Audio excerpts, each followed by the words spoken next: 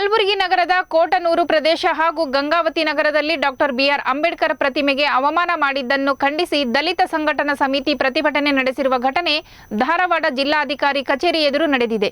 ಇನ್ನು ಅವಮಾನ ಮಾಡಿದ ಆರೋಪಿಗಳ ಮೇಲೆ ಸೂಕ್ತ ಕ್ರಮ ಕೈಗೊಳ್ಳುವಂತೆ ದಲಿತ ಸಂಘಟನಾ ಸಮಿತಿ ಆಗ್ರಹಿಸಿದೆ.